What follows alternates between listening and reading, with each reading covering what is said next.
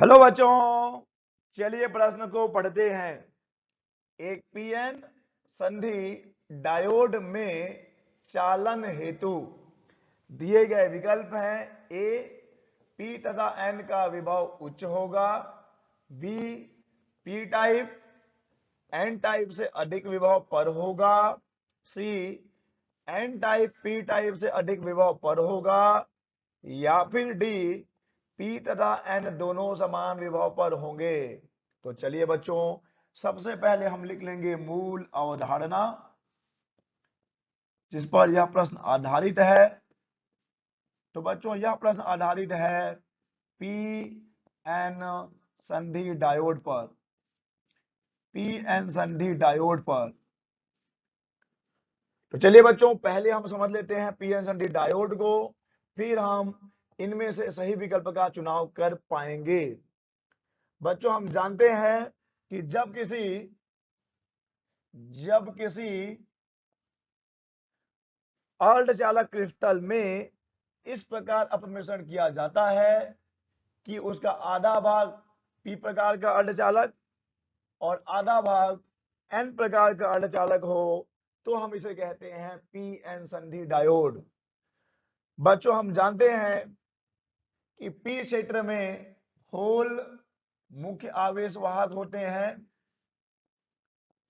और एन क्षेत्र में इलेक्ट्रॉन मुख्य आवेश वाहक होते हैं।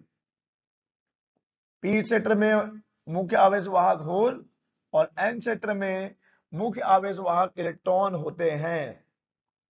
यहां पर हमें कुछ मात्रा में, अल्पसंख्यक मात्रा में हमें इलेक्ट्रॉन देखने को मिल सकते हैं पी क्षेत्र में, और एन क्षेत्र में हमें अल्प मात्रा में होल देखने को मिल सकते हैं।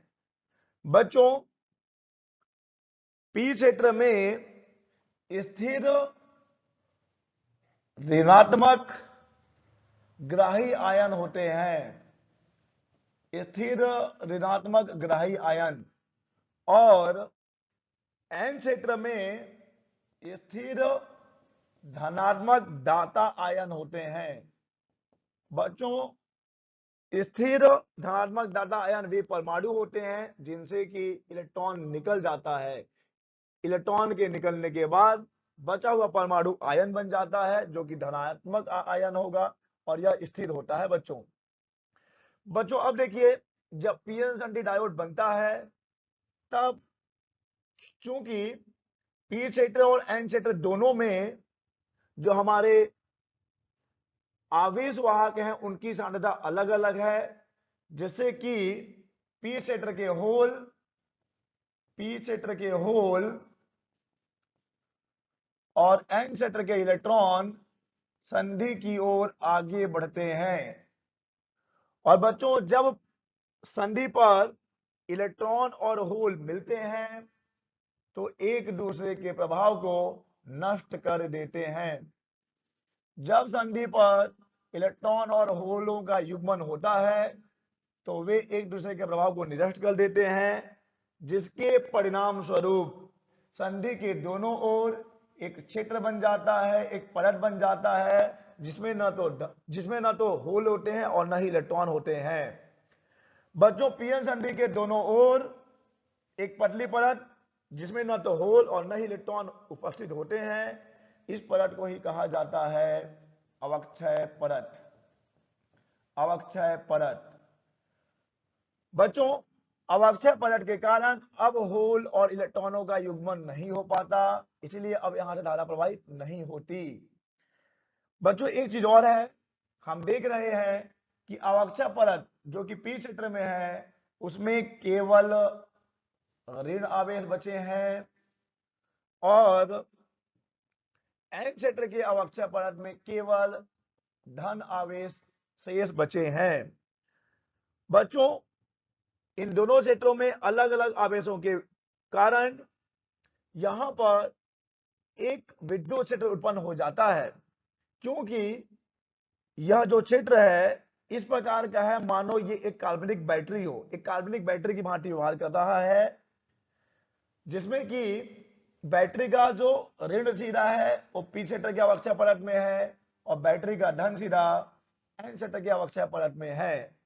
तो बच्चों यहां पर चूंकि एक विद्युत क्षेत्र उत्पन्न हुआ है पी क्षेत्र और एन क्षेत्र के मध्य, और उस विद्युत क्षेत्र के कारण उत्पन्न विभवांतर को हम कहते हैं रोधिका विभव। रोधिका विभव। तो बच्चों अब हमने समझ लिया है कि क्या होता है पीएन संधि डायोड, क्या होता है अवक्षय परत, क्या होता है रोधिका विभव।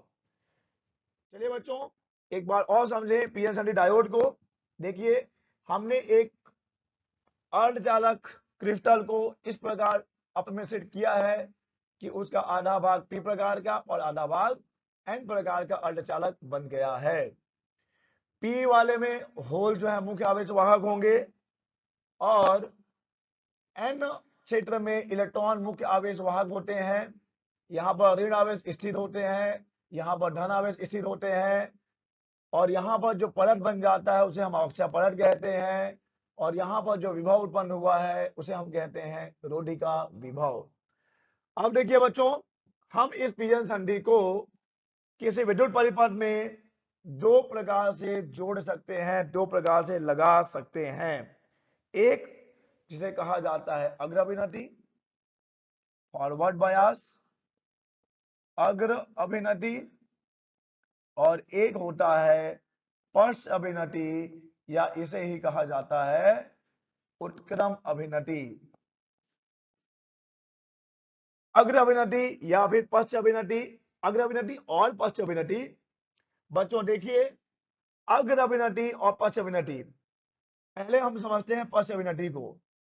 पश्च अभिनति में हम क्या करेंगे, पश्च अभिनति में बच्चों हम क्या करेंगे, पश्च अभिनति में जो हमारा पीएन संधि डायोड है उसके पी क्षेत्र को बैटरी के ऋण सिरे से और एन क्षेत्र को बैटरी के धन सिरे से जोड़ दिया जाता है, जिससे कि क्या होगा पी क्षेत्र के होल बैटरी के ऋण सिरे से आकर्षित होकर संधि से दूर चलने लगते हैं, और वही काम इलेक्ट्रॉनों के साथ भी होगा।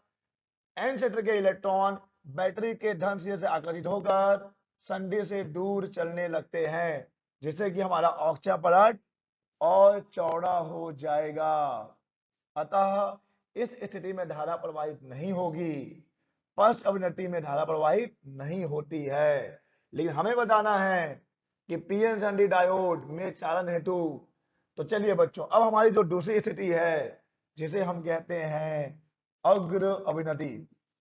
अग्र अभिनति बच्चों अग्र अभिनति में हम क्या करेंगे, अग्र अभिनति में पीएन संधि डायोड के पी क्षेत्र को बैटरी के धन सिरे से और एन क्षेत्र को बैटरी के ऋण सिरे से जोड़ दिया जाता है, जिससे कि पी क्षेत्र के होल बैटरी के धन सिरे से क्या होंगे, प्रतिकर्षित होंगे और संधि की ओर आगे बढ़ने लगेंगे, और एन क्षेत्र के इलेक्ट्रॉन बैटरी के ऋण सिरे से प्रतिकर्षित होकर संधि की ओर आगे बढ़ने लगते हैं, जिससे कि हमारा अवक्षय परत पतला और पतला होता जाता है।